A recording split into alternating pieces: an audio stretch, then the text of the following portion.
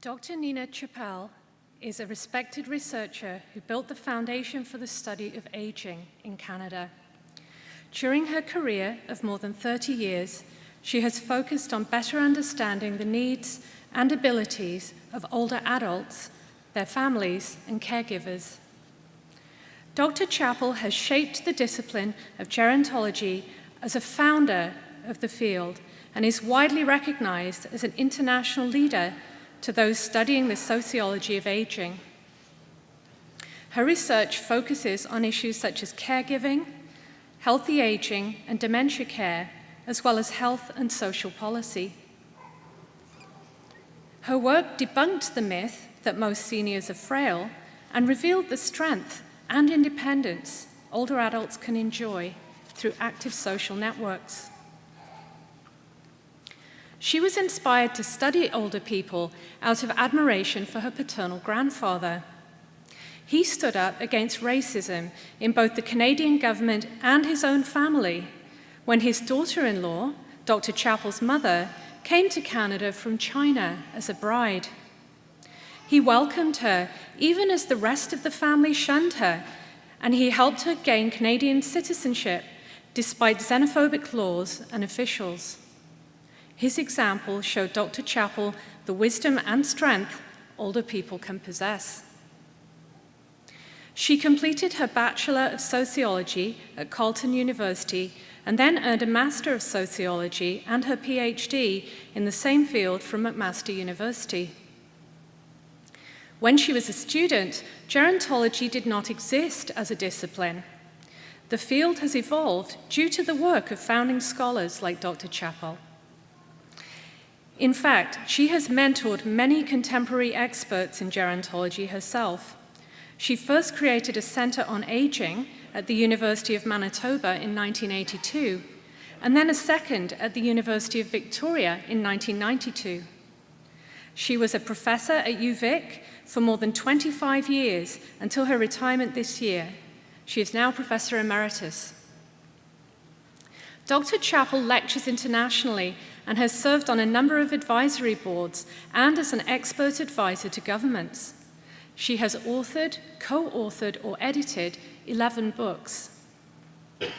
We are delighted to add Dr. Chappell's numerous awards and accolades, which include the David H. Turpin Gold Medal for Career Achievement in Research from the University of Victoria, the Queen Elizabeth II Diamond Jubilee Medal, an induction into the Canadian Academy of Health Sciences. Dr. Chappell is a member of the Order of Canada. For her founding contributions to the study of aging and her commitment to improving the quality of life of seniors, their caregivers, and families, it is my honor to present Dr. Neena Chappell for the degree Doctor of Laws, honoris causa.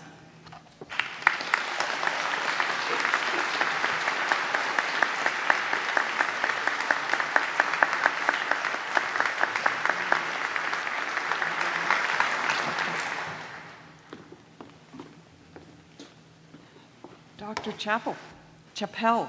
Pardon me. Chappell. It's Chappell. Okay, Yes, thank it you. is. Dr. Chappell, by virtue of the authority vested in me by the Royal Roads University Act and in accordance with the recommendation of the Board of Governors of Royal Roads University, I confer upon you the Doctor of Laws, honoris causa, with all the rights, privileges, and honors here and elsewhere thereto appertaining. Dr.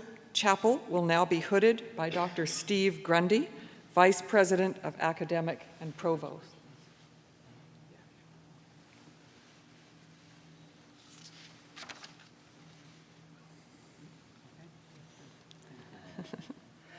Dr. Alan Cahoon will now present Dr. Chappell with her degree. We want to make sure you have this.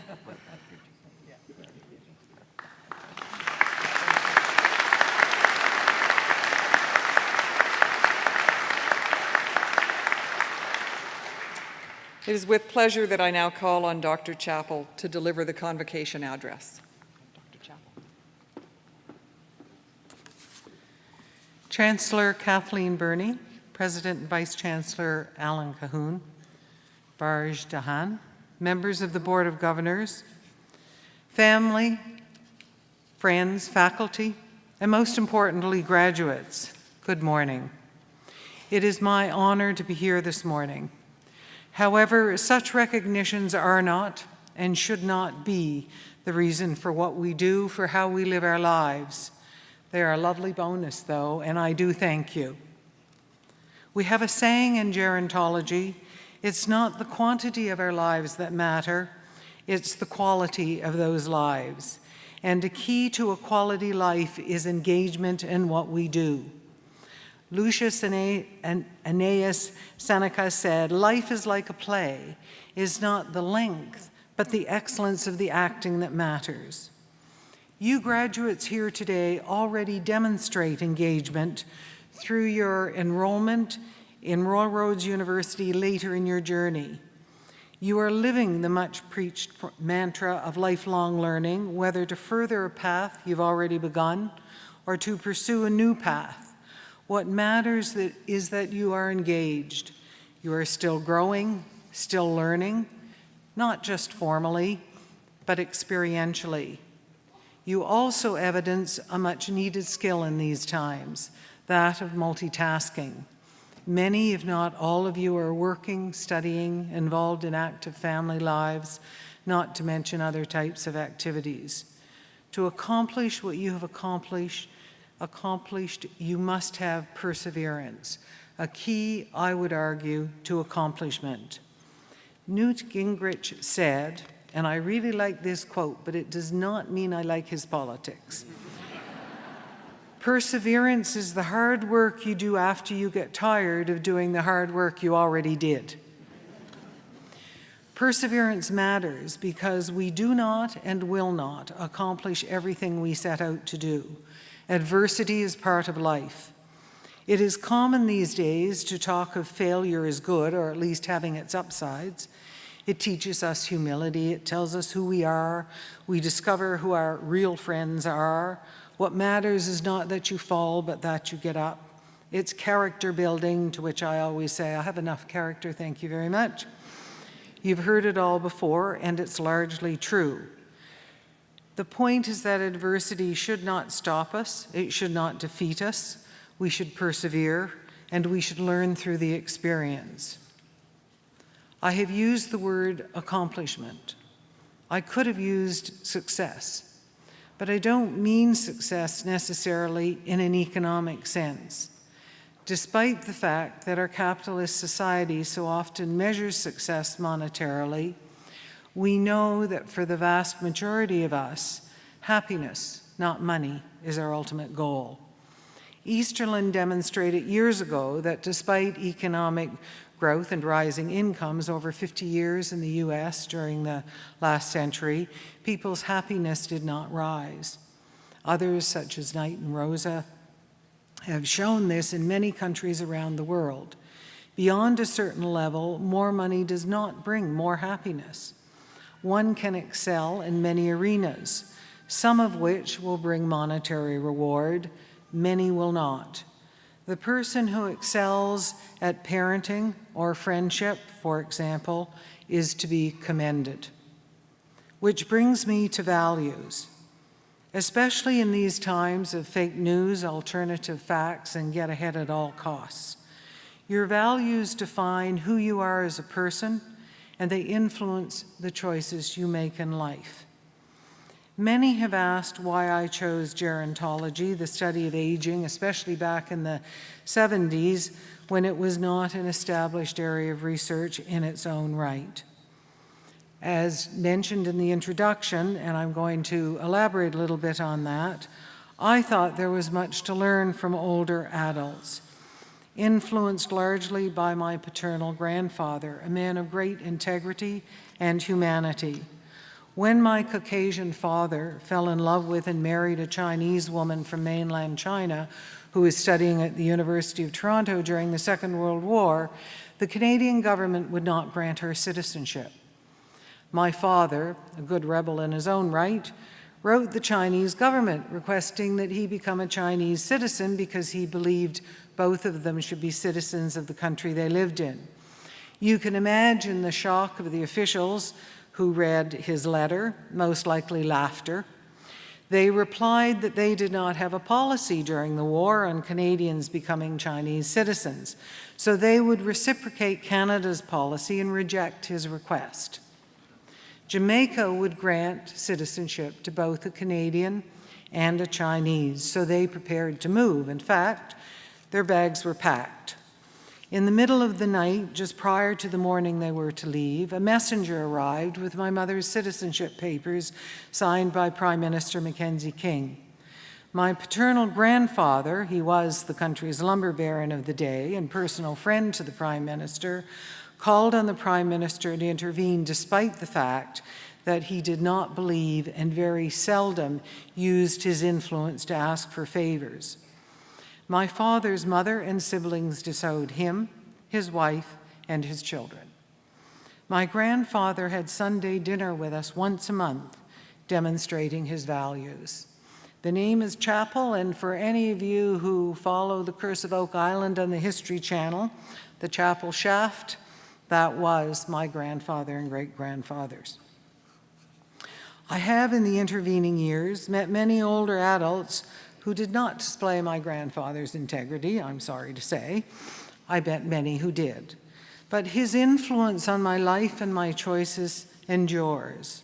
And I happened upon a career that allowed me to give voice to older adults and fight for change for the better. That is not to say that I always, or even most of the time, won those fights. I'm sure I lost more than I won. But the point is that others influence us. We influence others in ways in which we're often not aware. It matters who we are. It matters who we treat others. It matters whether we have compassion and understanding for others and for ourselves. Be kind to yourself. None of us is perfect. And in our capitalist society, it is good business to treat others with fairness and kindness. So you're a good person and you persevere. Does this give you a quality of life? I would suggest that engagement is also necessary. Some express it as pursuing excellence or always striving to do your best. Some refer to passion, some to imagination, some to curiosity. Albert Einstein said, "I have no special talents. I am only passionately curious." He also said the true sign of intelligence is not knowledge, but imagination. For me, it's about being completely absorbed in whatever. With that absorption, commitment to turning all of one's cognition and senses to the task, the problem, the idea, you will find you are curious, you are imaginative, you are striving for excellence. You are very much alive. Although you graduates have already demonstrated your engagement in life, and you are in some ways along life's journey, you have far to go. Today's generation of older adults are the first time in history that everyone can expect to live to old age, barring wars and accidents. That is, you can all expect to live well into old age. Despite the long-promoted image of our later years as a time of rest and doing nothing, how boring, a new vision is emerging of the later years as a time of continual growth. Remaining inquisitive, remaining engaged is one of the keys to a good old age. Before I conclude, a couple of practical tips. I suggest you focus. Henry Friesen, he for a long time was the president of the Medical Research Council of Canada. He used to always say, if you don't know where you're going, any path will take you there. So know where you're going, have a focus, and learn to switch mentally quickly, switch on a dime. I can't tell you the colleagues I have, the people I've met who will say, well, it's only 2 hours before I go home, I don't really have time to get into this. Learn to switch your head, and you will be amazed at how much you can accomplish. In conclusion, Be kind to others. Be kind to yourself. Persevere when the going gets tough, and be engaged. Congratulations, class of 2018.